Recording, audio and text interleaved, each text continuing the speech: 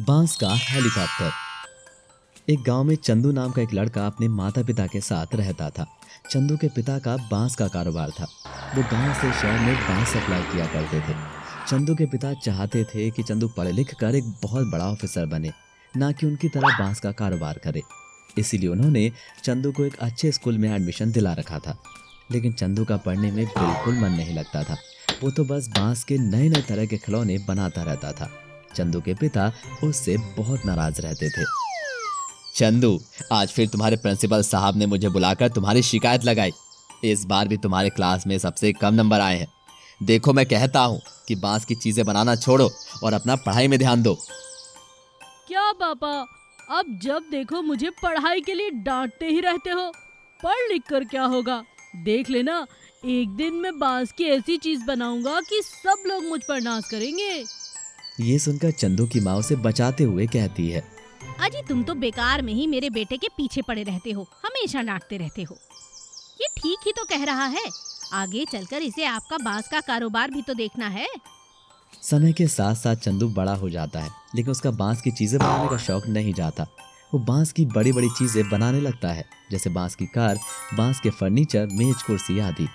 एक दिन काफी बारिश होने के कारण गांव से शहर जाने वाला पुल टूट जाता है, जिस वजह से चंदू के पापा शहर बांस नहीं ले जा पाते और उनका काफी नुकसान हो जाता है। वो काफी परेशान हो जाते हैं। अब हम क्या करेंगे? ये पुल ना जाने कब बनेगा। आप फिक्र क्यों करते हो जी, कोई ना कोई रास्ता जरूर निकल आएगा। मुझे अपनी नहीं, तुम्हारे इस निकम्मे बेटे की फिक्र है। अगर ऐसा ही रहा तो कारोबार बंद करना पड़ेगा। इसका न जाने क्या होगा। ये सुनकर चंदू कहता है, पापा, मैंने आपकी समस्या का हल निकाल लिया है। चलिए, मैं आपको दिखाता हूँ। चंदू अपने माँ बाप को लेकर पहाड़ी की चोटी पर जाता है। वहाँ उसके माता पिता ये देखकर हैरान हो जाते हैं कि उसने एक बांस का बहुत बड़ा हेलीकॉप्टर बनाया था। चंदू अपने पापा से कहता है, पिताजी, आप सारे बांस इस हेलीकॉप्टर में लादकर शहर ले जाकर बेच सकते हैं। चंदू के पिता हैरान होकर कहते हैं, बेटा, हेलीकॉप्टर चलाने के लिए इंजन भी तो चाहिए। पिताजी, कई साल पहले गांव में नदी के किनारे जो एक हेलीकॉप्टर गिरा था ना, मैंने उसका इंजन उठाकर इसमें लगाया है। देखो, ये स्टार्ट भी होता है। और चंदू उस हेलीकॉप्टर में बैठकर उसे स्टार्ट करके दिखाता है। उसने उस हेलीकॉप्टर में काफी सारे बांस पहले से ही लाद रखे थे। शहर ले जाने के लिए चंदू जैसे ही हेलीकॉप्टर को स्टार्ट करके उड़ाता है तो हेलीकॉप्टर पहाड़ी से उड़ता हुआ थोड़ी देर में सीधा नदी के किनारे रेत में जा गिरता है। और गांव के सभी लोग चंदू को उस हेलीकॉप्टर में से निकाल कर बचाते हैं और उस पर हंसने लगते हैं। और इस तरह चंदू का बांस का हेलीकॉप्टर उड़ाने का सपना सपना ही रह जाता है और वो लोगों की हंसी का पात्र बन जाता है। वो कसम खाता है कि वो कभी बांस की कोई चीज नहीं बनाएगा। एक गांव में महेश नाम का एक आदमी अपनी माँ के साथ रहा करता था। वो चरवाहा था। वो गांव की सभी गायों को जंगल में चराने के लिए ले जाया करता था। गांव के सभी लोग उसको इस काम के लिए पैसे दिया करते थे। महेश अपनी गायों से बहुत प्यार किया करता था। अरे मीना, चंपा, चमेली, कमला कहाँ चली गई? आ जाओ, घर नहीं जाना है, शाम हो गई है। महेश की आवाज सुनते ही सभी गायें चली आया करती थी। एक दिन महेश की मौसी विमला उसकी माँ से मिलने आई। अरे कमला, तुम्हारा महेश तो देखो कितना बड़ा नौजवान बन गया है। इसकी शादी वादी करनी भी है कि नहीं? हाँ विमला दीदी, शादी तो करनी है, मगर इसे अपनी बेटी देगा कौन? अरे हमारे पड़ोसी छन्नू लाल की बेटी नहीं है, वही रमा, उससे शादी करवा देती हूँ मैं इसकी। हाँ। महेश की माँ अपनी बहन की बात मान लेती है और महेश की शादी छन्नू लाल की बेटी रमा से हो जाती है। रमा देखने में तो बहुत सुंदर थी, लेकिन दिल की बहुत कुटिल थी। शादी के बाद महेश ने उसे अपनी सभी गायों से मिलवाया, लेकिन उन्हें देखकर रमा नाक मुंह सिकोड़ने लगी।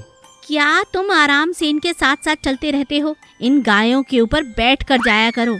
2 बार चाबुक लगेगा तो भागने लगेंगी। इनके साथ सख्ती से पेश आया करो। अरे नहीं रमा, ऐसी बात नहीं है। ये सारी गायें बड़ी समझदार हैं। लेकिन रमा ने महेश की एक ना सुनी।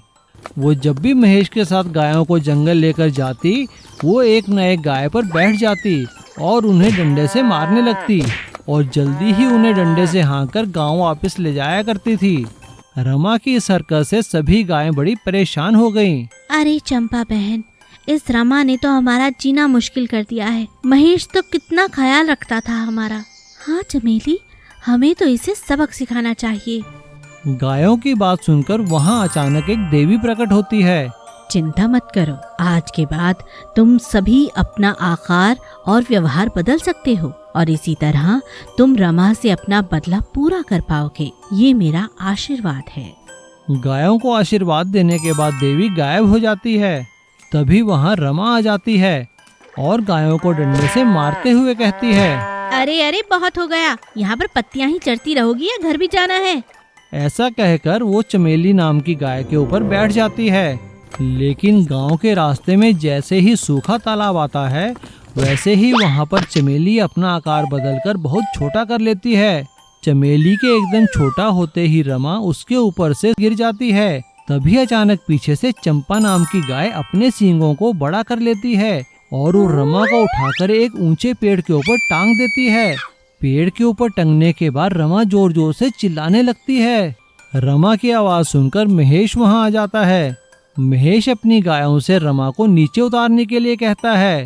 चंपा अपने सींग फिर से लंबे कर रमा को पेड़ से नीचे उतार लेती है।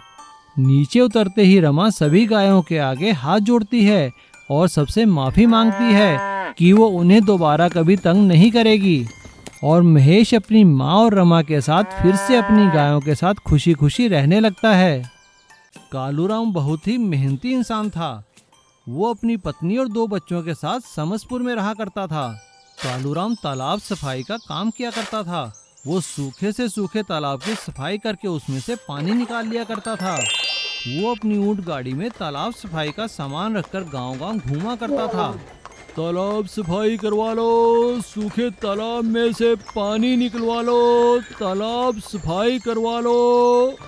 उसकी आवाज सुनकर गांव का सरपंच उसके पास आया और उससे कहने लगा, अरे रुकना भाई, क्या नाम है तुम्हारा?